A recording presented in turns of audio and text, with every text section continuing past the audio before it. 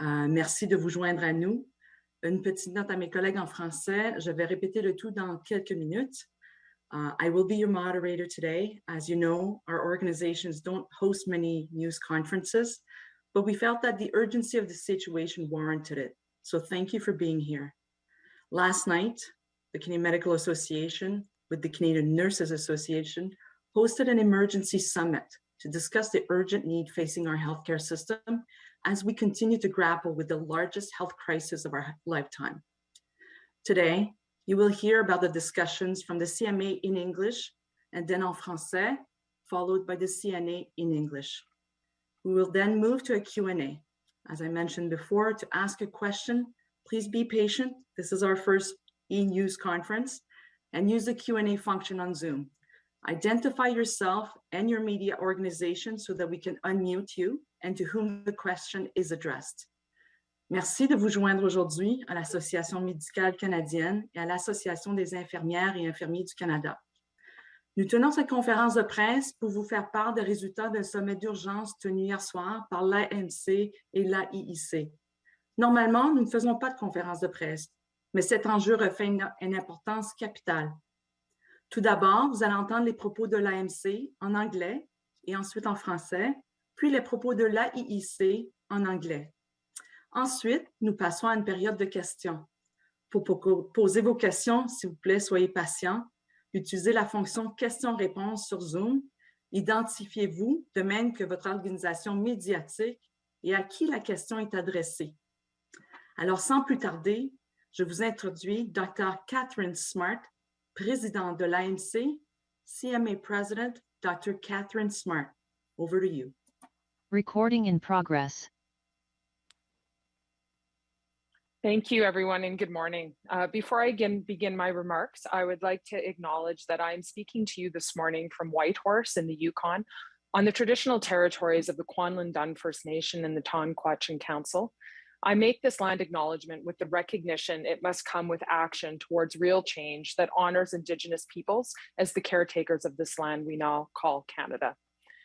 Thank you so much for joining us this morning for the debrief of the emergency COVID summit we held last night in partnership with the Canadian Nurses Association. Given what we've been seeing unfolding in so many parts of the country, there was no question that we needed to come together as healthcare professionals to chart a course of action for responding to this crisis. Our frontline workers are no longer on the brink of exhaustion. They are exhausted. And given that they are not currently getting the support they need, they are also not seeing any hope or light at the end of this very long tunnel. This is clearly unacceptable, pure and simple. The burden of COVID has been placed on the shoulders of the healthcare workforce for far too long. Last night, we heard from over 35 organizations representing nurses, doctors, respiratory therapists, personal support workers, psychologists, education workers, and mental health professionals, amongst others.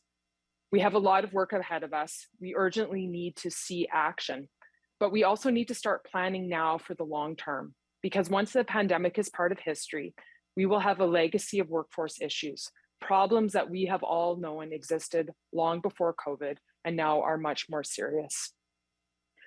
Right now, we need to see immediate relief to workers in COVID hot zones. This was clear last night. We need mobilization and action. We also need governments to start to own the problems and act swiftly. They have a responsibility to citizens, to healthcare professionals, and they need to show leadership through action, no longer just talk. I want to be clear that the level of burnout amongst healthcare workers is at a level no one has ever seen before. This was a clear consensus last night. There is a pervasive sense of hopelessness driven by a broken system, not by a lack of individual resiliency. Healthcare workers do not feel heard or respected. They work in a system that has been ignored, and the responsibility to solve this crisis has been offloaded to them. We need governments to listen to what frontline workers are telling them. We know what needs to be done to bend the curve. 19 months into this pandemic, there is no light at the end of the tunnel. That is why it is so important that we mobilize now and take action. Longer term, we need to start actual planning so we can avoid facing such a level of crisis again. But for now, we are asking for all levels of governments to come together to stop talking and act to actually bring our healthcare system back to life. Thank you. Merci, merci cho. I will now hand over to Dr. Abdo Shabah, who is our CMA board member in Quebec, and will address you in French.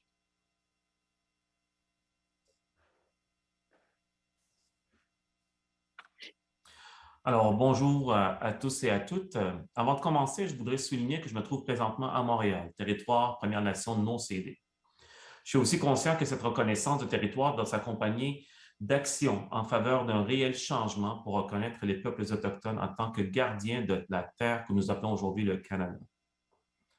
Je vous remercie de vous joindre à nous pour un retour sur le sommet d'urgence sur la COVID-19 que nous avons tenu mardi soir, en collaboration avec l'Association des infirmières et infirmiers du Canada.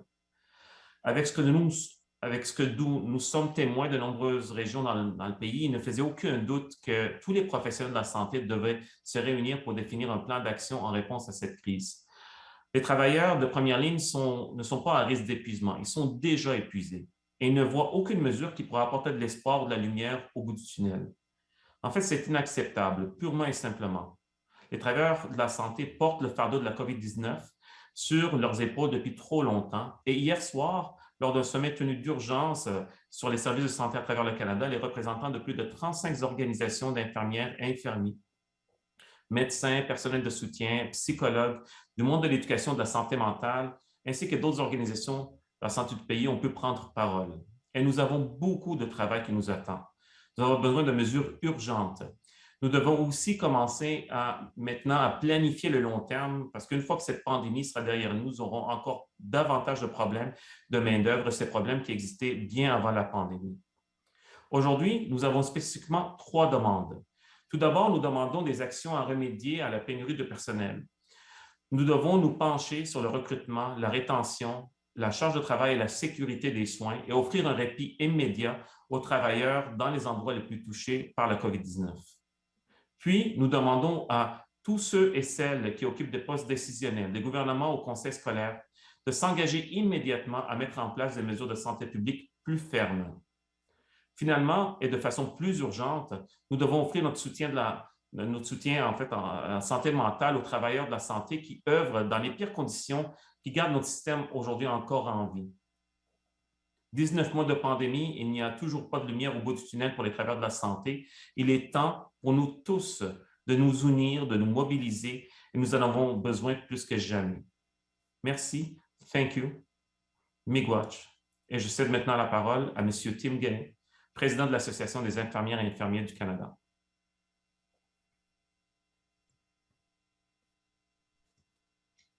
Good afternoon. I would like to echo the remarks of Dr. Smart in thanking you for joining us for this first joint debriefing. I would also like to acknowledge that I am honored to live and speak to you today from Mi'kmaq, the ancestral and unceded territory of the Mi'kmaq people. It's been nearly 2 years since the first headlines of what we now know to be COVID-19. And since that time, health workers have been at the forefront, providing knowledgeable, skilled, and compassionate care to those in need. Now, as we're facing a growing 4th wave and hospitals in many parts of the country are overwhelmed once again, health workers are past the point of exhaustion. We heard from over 35 health organizations, and every one of them agrees that action is urgently needed to support the health workforce if Canada's health system is to remain viable and sustainable for the future. As Dr. Smart outlined, the key actions that were identified by health leaders last night are critical to containing the 4th wave and leading an effective COVID-19 response. It is clear that the solution to this problem is multi-pronged. First, we need immediate interventions that address the short-term problems of critical burnout, fatigue, and understaffing. We also urge all levels of government to immediately provide long-term, sustainable mental health supports targeted toward health workers. Healthcare workers who feel safe and supported are more likely to stay in the profession and provide better care. At the same time, it is also necessary to look ahead to long-term solutions such as developing a health human resources strategy in conjunction with an appropriate organization to support it, and better data collection to determine where the gaps are. Throughout this pandemic, we have heard by the public praise of the healthcare workers, of the care that healthcare workers have provided. Now it is time to care for them. Governments and health organizations must urgently work together to support health workers, because without health workers, there is no healthcare. Thank you.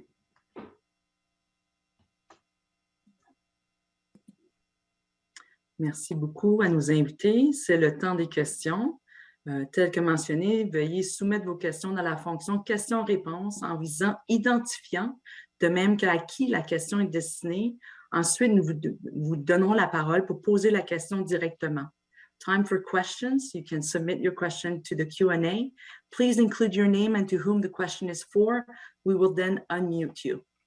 So I see that we have already some questions. So let me start with the first one from Jamie Moratcher. And I'm sorry if I'm not doing it justice to your last name. What do you mean when you say relief? What is the immediate solution? So Jamie, over to you. Can you guys hear me okay? Yes, we can. Thank you. Okay, wonderful. I'm just wondering if I can direct that to your president. And I'm just, wondering, you're asking for immediate relief, but what exactly do you want that relief to look like? And how can we do this immediately when we're already facing a staffing crunch that can't be fixed immediately? Absolutely. I think you've hit on the key point, and I think that was what you've highlighted as why there was such a sense of hopelessness last night. We have really utilized all the healthcare professionals in the system right now everywhere, and there is no one else really is part of our problem. We are seeing things like mobilizing the Canadian Armed Forces, the Red Cross, and that is certainly one strategy to provide relief. Another issue that was discussed last night is removing some of the jurisdictional issues around licensure to allow more mobility of the healthcare workforce so that we can take people from areas right now that are not as hard hit and remobilize them to parts of the country like Alberta and Saskatchewan that are really in crisis. So that's one short-term solution. But I think what was really resoundingly clear is we are here because we have not had a human health resource plan. We have trained and supported too few doctors, nurses, and other healthcare professionals. And unless we address that in the long term, we are not going to have the solutions that we need. So we really are in an unprecedented crisis. There are no easy fixes, but there are those few things we could take action on now that would at least provide some relief during this phase of the pandemic. Sorry, Katharine, can I ask a follow-up? Please. I'm just wondering, is this at all realistic? Because I mean, we have been facing, hallway healthcare and a shortage of staffing well before COVID. I know that you know that. Mm-hmm. Is it realistic to fix this? I think the only way we're going to fix this problem is we actually see action and responsibility at the level of government. And that was part of our real frustration last night. I think healthcare professionals feel gaslighted by the government. We have been telling them for years, these are issues. We've been working in an environment of austerity, understaffing, inadequate resources. But what we see is instead of politicians actually owning this, governments owning this problem, they bounce the issue back and forth, claiming jurisdictional issues between federal and provincial governments. They keep studying the problem, and we don't actually see the problem solved through resources or collaborating with those of us in the field who can see what the issues are and have solutions. So I think the answer to your question is, unless we see real actual commitment to action, no, this problem will not be solved. Could it be solved? Yes. How? Listen to those of us who know what the solutions are, actually take responsibility for the problem, stop bouncing it between levels of government, and resource the problem appropriately. And in the long term, we could have the healthcare system that we all deserve. Thank you, Jamie. I'm going to move en français to Annie Guillemette de Cogeco 98.5. Annie, on va te unmuter pour un bon français et la question sera destinée à Dr. Shabah. Vous m'entendez bien? Bonjour, Dr. Shabah. Bonjour. J'avais deux questions pour vous. En principal, j'aimerais ça que vous donniez des exemples, justement, comme on vient d'entendre, d'actions à poser à court terme, parce que ça peut être très long, remédier à tout ça. Les gens sont fatigués maintenant, sont à bout de souffle maintenant. Qu'est-ce qu'on fait en premier? Vous avez une très bonne question. En fait, à court terme, on a vraiment besoin de soutenir les travailleurs de la santé. Sans travailleurs de la santé, il n'y a pas de système de santé. Et le soutien devrait être en mesure, en fait, sous la forme d'un soutien en santé mentale. Il faudrait qu'il y ait des programmes qui soient déployés par rapport à ces travailleuses et travailleurs qui sont épuisés. Du répit dans les endroits les plus fortement touchés. On sait qu'il y a une pénurie, mais en même temps, cette pénurie-là risque de s'accroître si on ne prend pas soin des intervenants qui sont sur le terrain. Et il faut vraiment adopter des mesures de santé publique plus strictes, plus fermes pour tout le monde. Et on le dit tout le monde parce que ce soit des gouvernements au niveau jusqu'au conseil scolaire ou des entreprises privées pour éviter qu'il y ait une croissance au niveau des besoins en termes, au niveau du système de santé. Donc, ce sont des actions très court terme qu'on peut adopter. Évidemment, il faut reconstruire notre réseau à moyen long terme, mais ça, c'est une construction qui doit être des fondations de la première ligne, soit aux aînés jusqu'à revoir un peu notre infrastructure aujourd'hui au niveau des services à la fois hospitaliers et de soins intensifs. Puis, en suivi, j'aimerais savoir, c'est quoi votre évaluation de l'impact sur la qualité des soins de cette fatigue extrême-là des soignants à force de faire du TSO du côté des infirmiers, les heures s'allongent aussi du côté des docs. Il y a, j'imagine, un impact. Est-ce que vous l'avez évalué? L'évaluation tangible de ces impacts sont trop récents pour être évalués à travers de différentes façons. Par contre, ce qu'on sait à travers les différents sondages qui sont menés, c'est que l'épuisement, il est là. Et cette fatigue-là, elle ne fait que s'empirer. La situation aujourd'hui est beaucoup plus grave que ce l'était au début de la pandémie où les gens avaient encore de l'énergie par rapport à des soins qui étaient offerts à des gens dans le besoin. Dans la situation actuelle, et votre question est très pertinente, il faudrait mettre en place des mesures d'évaluation par rapport à la fatigue, mais je peux vous dire que cette fatigue, cet épuisement est palpable. Ça existait avant la COVID et ça n'a fait que se détériorer durant la période de la COVID, malheureusement. Merci, Madame Guillemette. Maintenant, we're going to go to Eric Andrew Guy from the Globe and Mail. And a question, I'm trying to look very quickly. I didn't see to who the question was addressed, but perhaps, Eric, you can let us know. Hi, thanks. Can you hear me?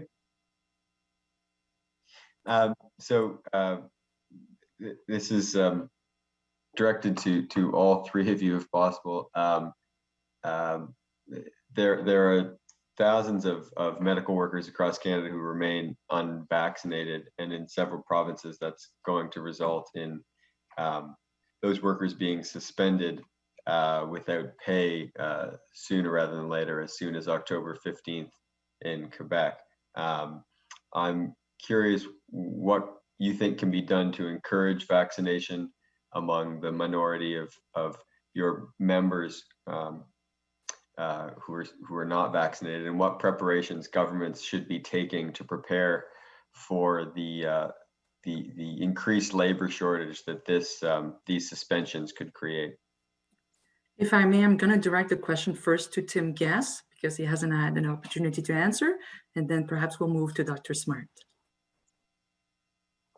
Thank you for the question.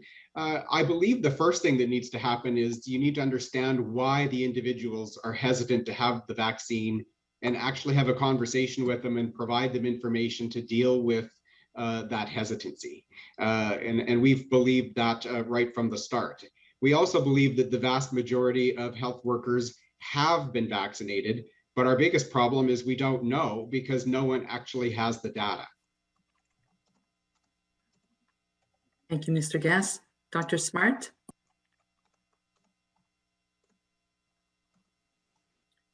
I would echo what Tim has said. I think it's really important within all Canadians who are not yet vaccinated, including healthcare professionals, to understand what's leading to that hesitancy. Once we know within individual organizations and provinces who the unvaccinated healthcare professionals are, then I think targeted interventions can be put in place to address their concerns and hopefully encourage them towards being vaccinated.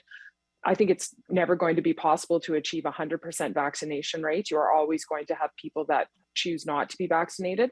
But I think that there is a lot of work we can still do to make sure that our messaging is culturally appropriate, it's accessible, it makes sense to people and that their concerns are addressed. And also to echo what Tim said, I think it's important to realize this is a very small number of people. By far, the vast majority of healthcare professionals are in support of vaccination and have already been vaccinated. Because the question was asked to all three of you, Dr. Shabah would like to give you the opportunity as well. Well, it's a very relevant question.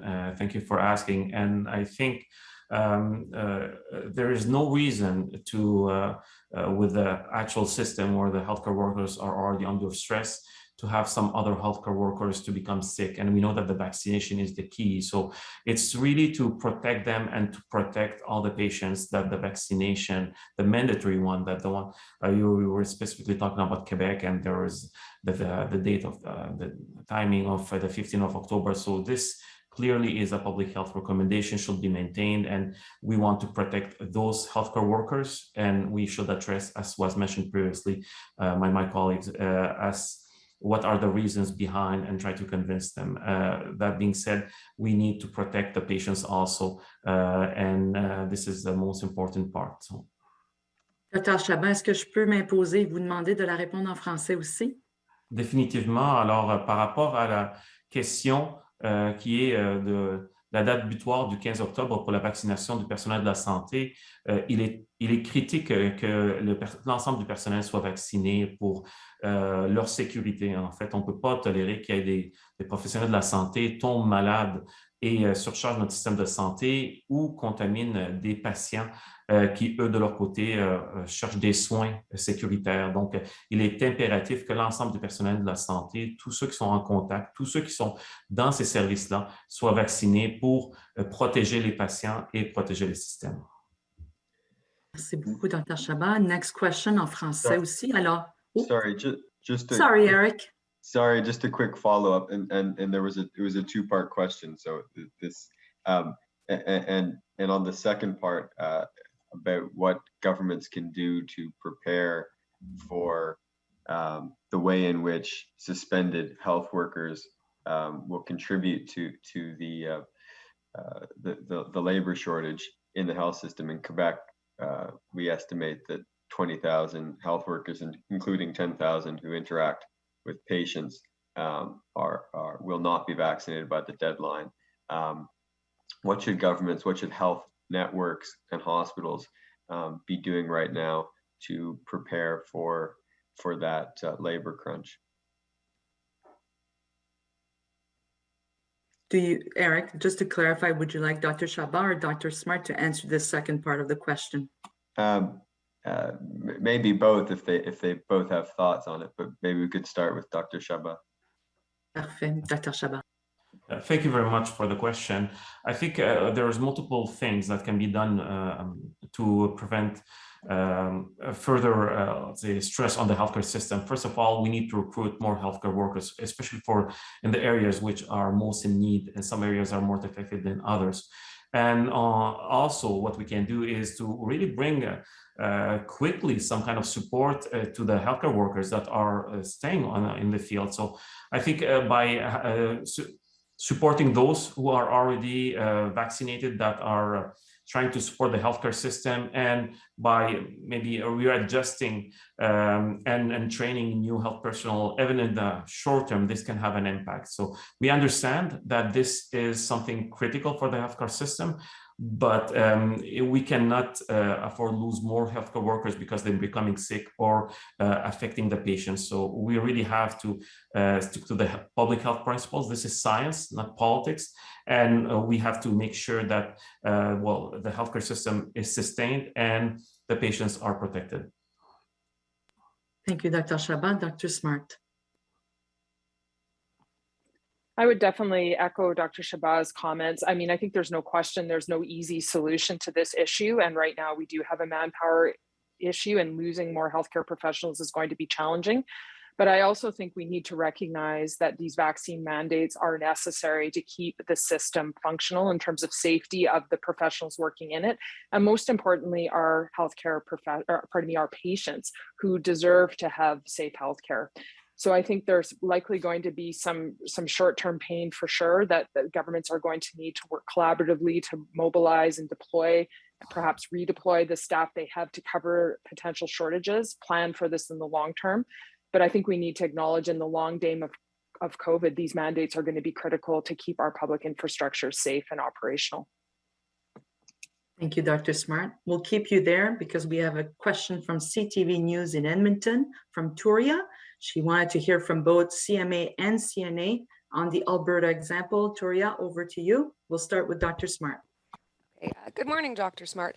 Obviously Alberta is probably the hardest hit province in the fourth wave. I'm just wondering what you heard last night from health workers who work in Alberta or organizations that represent Alberta, just about the frustration and fatigue they're feeling at this point, 19 months in, or perhaps 20 months in now into the pandemic. Thank you for that question. Certainly, we definitely heard last night the real level of despair amongst healthcare workers in Alberta. And I think one of the biggest themes we heard coming out of that province were really two things. One, the lack of politicians taking accountability for the state of the healthcare system and acknowledging where we are in Alberta and why we are there, and actually committing towards action to bend the curve in that province. And secondly, was really feeling like there's a lot of gaslighting happening in Alberta.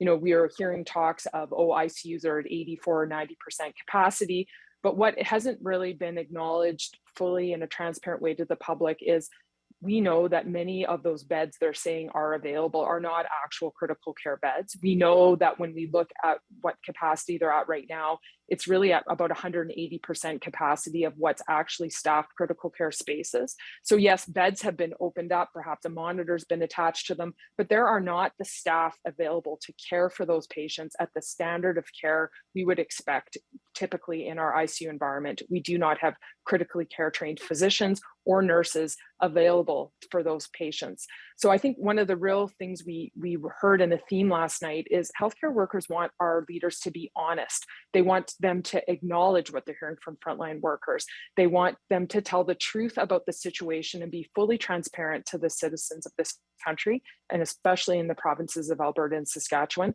and take some ownership towards why we find ourselves where we are. Mr. Guest? Thank you. I completely agree with Dr. Smart's comments, and don't want to reiterate everything she said, but I would add a couple of specific points.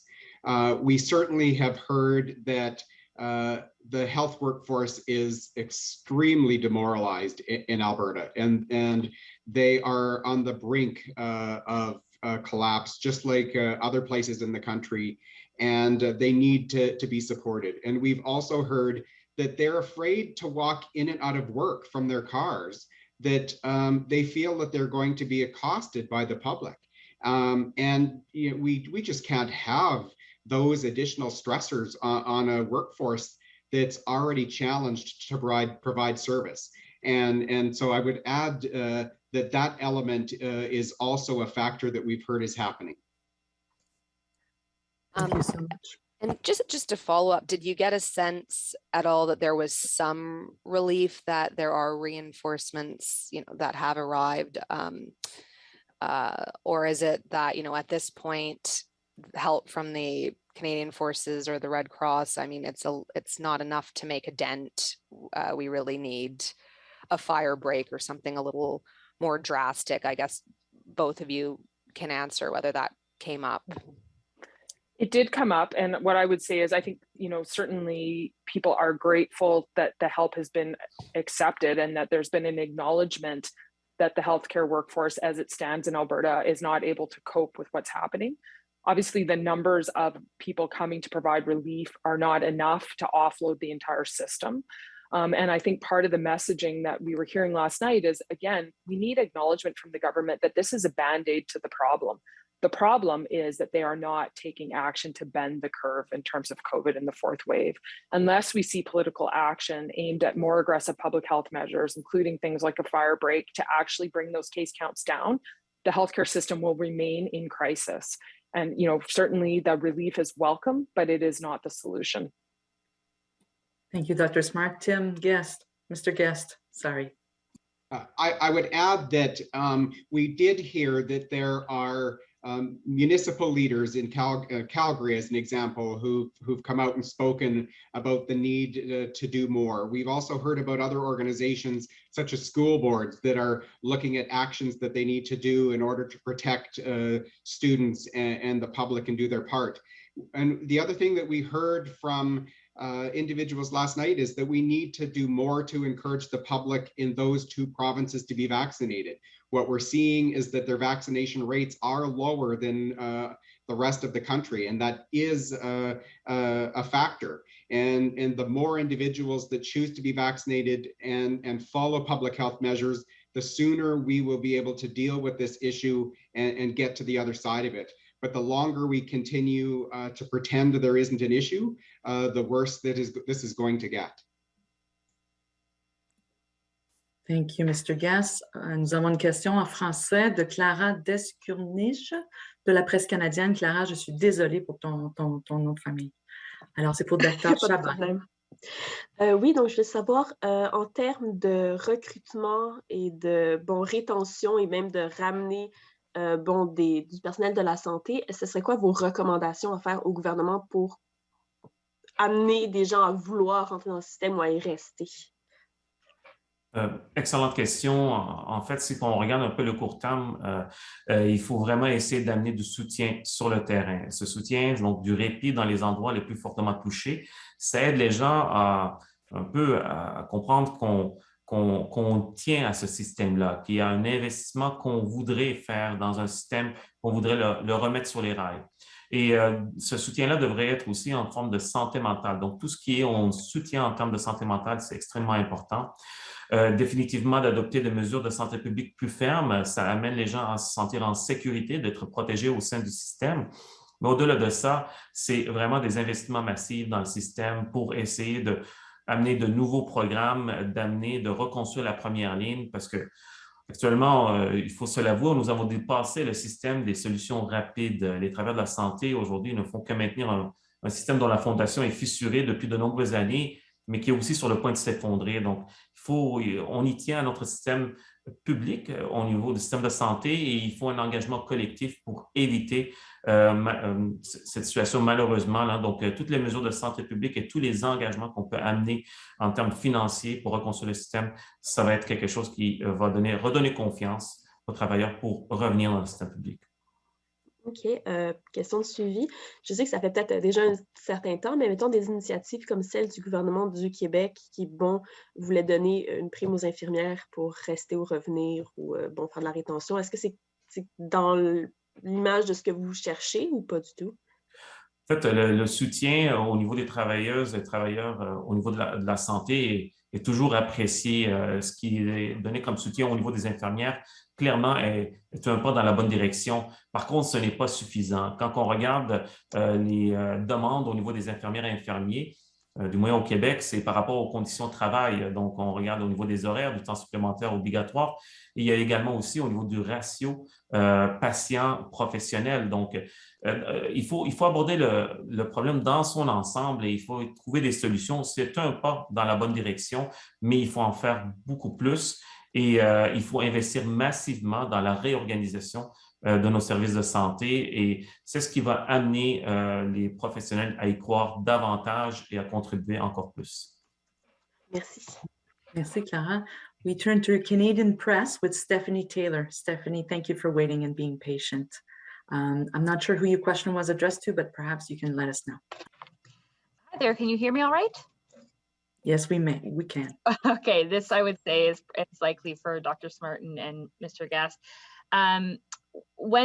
For the call of we need immediate relief, what is behind that? Is it the matter of there is just there is simply not enough hands to do the work that needs to be done? Is it the fact that those that can do the work are simply burnt out and themselves under a lot of kind of emotional, physical strain? Like what is kind of behind this call at this point? We are hearing clearly that there is just not enough healthcare professionals to provide care. And what that looks like, you know, if you want to kind of go inside a hospital, what's actually happening is nurses are on shift where there is no one scheduled to take over from them at the end of their shift. So it's unclear to them what nurse is going to be coming in and looking after that patient. What that leads to is things like mandatory overtime and people being asked to work things like 18, 24 hours at a time to continue to provide care. People being denied any ability to take any time off. So these are the things that contribute, of course, to burnout. When you are understaffed, unable to work reasonable work hours, being mandated to stay past the end of a very grueling shift, to have seen no relief on the horizon. These things are not sustainable, and they've been going on for a long time with no real solutions coming. And then for the physician side of it, of course, they depend on the nurses for the work they do. You know, Tim and I both commented throughout this, we are so grateful to be able to collaborate with each other because we are integrated in the way we provide patient care. So physicians are also not able to deliver on the standard of care they would normally provide their patients when the nurses they're working with are not the nurses that are trained to be in those areas. And that's another huge issue we heard. Nurses being redeployed from non-critical care areas to provide care they're not trained to provide. So you're having nurses from medical floors, neonatal ICUs being asked to provide care in adult ICUs to critically ill adults. This is not what they do. So there's a huge amount of stress that comes from being overextended in that way. And then again, that moves on to the rest of the team who's now working with providers who aren't normally in those areas and don't have the skill set. So it's at all those levels is really what we're hearing. And that's why it is such a crisis, is there's no end in sight. And I think the other thing we're really hearing is that these healthcare professionals don't feel that the government is really acknowledging where they're at. We're hearing a lot of platitudes, a lot of, oh, everything's okay, oh, we're increasing capacity. But that's not what's actually happening for people that are living on the front lines of this pandemic. And they want the government to acknowledge the truth of what the situation really is. I'm going to turn it to Mr. Guest. Thank you for the question. I would agree with Dr. Smart. The primary reason why this has become such an issue for us is that we're hearing so much from the workforce that they are nearing the end of their ability to cope. And their only resolution that they see to this is to leave the profession and to go and do other types of work. We hear a lot in the media about needing to recruit, but we don't hear about what we need to do to retain what we have. And the system has no ability to be viable going forward if we don't retain first and then recruit after. Our focus has largely been in the wrong place. And I think I would also agree with Dr. Smart. We hear from the health workers that they hear what people say in the media when they're interviewed, and the story that goes to the public is nowhere near what their lived experience is, and they find that incredibly frustrating. And I think they want the public to really know what they're currently working in. The conditions are significant. They're working huge amounts of overtime. They have huge workloads, some of them twice what would normally be the case. They believe that they're giving some instances substandard care, which also wears on them. And they think the public deserves more. Thank you so much, Mr. Guest. Stephanie, did you have a follow-up? I did. I figured. Yeah. You talk about multiple, there's a responsibility for multiple levels of government, but I'm wondering if Mr. Guest and Dr. Smart, if you can speak to what role specifically you think the federal government has, because as we see the crisis in Saskatchewan and Alberta, I mean, the provincial governments there took the directions they did. They lifted public health orders. They sent the messages they did. So I think a lot of people would see that largely perhaps the responsibility falls to the provincial governments in those cases. However, what do you think the federal government can do now? Mr. Guest, did you want to start? Sure.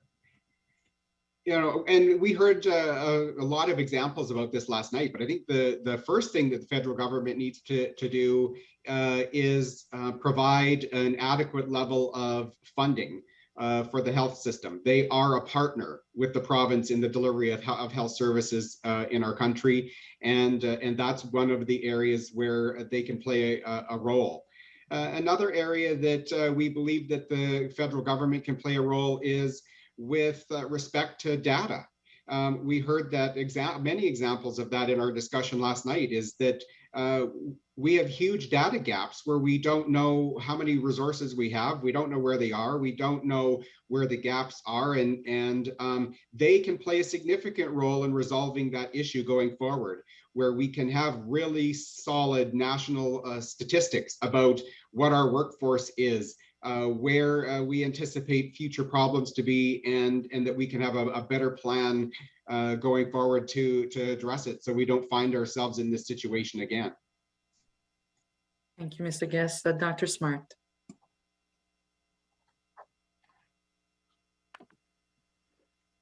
Absolutely echo Tim's comments. And I think the other thing that's important to understand, and what we were hearing last night, is I think people are really tired of healthcare being the political hot potato that's passed between levels of government. You know, the federal government blaming the provinces blaming the federal government, and no one actually stepping up, owning the problem, stating what it is, and showing the leadership to move forward. We have seen the federal government before take action on issues of national importance, an example of which would be medical assistance in dying, where the federal government took the lead and provided a framework. They could be doing the same thing in response to the COVID pandemic. I think that's really what people want to see, is that leadership. You know, it's frustrating. We have pulled together this group of people. We've reached out to the government, and what we aren't seeing is a desire or communication back from them in a willingness to collaborate with us around solutions. And I think what healthcare workers want right now is they want to be in those conversations at the federal level, at the provincial level. We've made ourselves available, and we're really just waiting for the governments, different levels of government, including the federal government, to reach out to us to help us solve these problems. They've been given a new government, a new mandate to move forward. And we know from our work that 9 out of 10 Canadians feel that healthcare and solving the healthcare problem is of importance to them. And what we need now is the federal government to actually take that action. Thank you so much. I know we're over time, and we're happy to stay as long as you like. Having said that, we have 3 more questions. Madame Guillemette, si ça vous dérange pas, j'aimerais donner la parole à Lisa Grant, ensuite Kathleen Thomas du Montreal Gazette, et ensuite vous revenir. Est-ce que ça vous va? Je ne sais pas si... Wendy, if you can unmute Madame Guillemette de Cogeco. Pardon, oui, j'ai aucun problème. Je voulais juste avoir la version française là, du fait qu'on se blâme les uns les autres. Là. OK, on vous revient là-dessus. Oui. Next person on my list here is Lisa Grant from 660 City News in Calgary. Lisa, over to you, and please let us know who you would like to answer the questions. Good morning. This is for Dr. Smart. Do you guys hear me okay? Hi. Hi again, Dr. Smart. How much more help is actually available through the military and Red Cross? What else have they got to give us? It's a great question, and I don't know those specifics in terms of numbers or who else could be deployed. So that would be an excellent thing to find out from the federal government. So I think that's one solution. I think the other issue is removing some of the barriers that we have to licensing in this country to allow other healthcare professionals to be mobilized. We've seen offers from Newfoundland that I think have finally been accepted. And there have been offers from other provinces as well, like Ontario, where things are better right now, where there are healthcare providers that are willing to redeploy to harder hit areas, but we have barriers around licensing that prevent that. So I think that's another place we could see some federal leadership, is let's remove in this emergency some of these jurisdictional issues so that we have more mobility of our health workforce, that we're not bound up in bureaucracy when we need people on the ground. If I may, I will pass the microphone to Mr. Guest. I would add that one of the things that we've heard a lot from workers is there's a pretending situation that we have capacity in the system that we don't have. And there's really a need to right size what services and capacity we can operate to match the resource that's available. That would take a significant pressure off of the existing workforce, knowing that they're coming to work with reasonable workloads, that they can expect to have someone to replace them at the end of their shift, and that they actually will be able to go home. Continuing to have this situation where their work environment and their work experience is so unknown is creating such anxiety for them that we are at such risk of them leaving the health workforce and the situation becoming even more dire. Thank you so much. Because I gave everybody else a follow-up question, Lisa, would you have another one? I would, please. How'd you know that was going to happen? Thanks very much.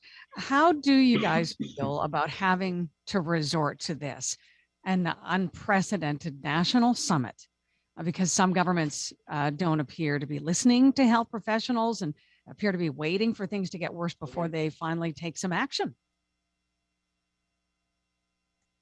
Let's start with Mr. Guess, and then we'll move to Dr. Smart.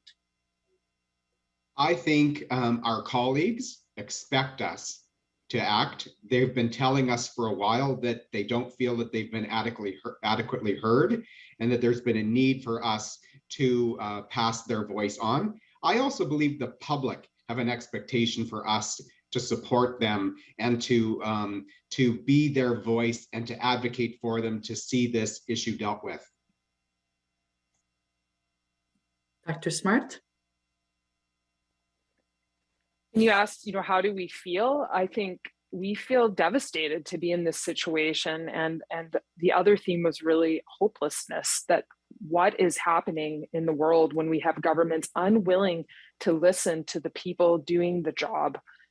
How have we come to this point where there's such a disconnect from the people who actually know what is happening, that are there 24 hours a day, 365 days a year, providing this service, and being told by politicians that what they are seeing and experiencing every day is not what is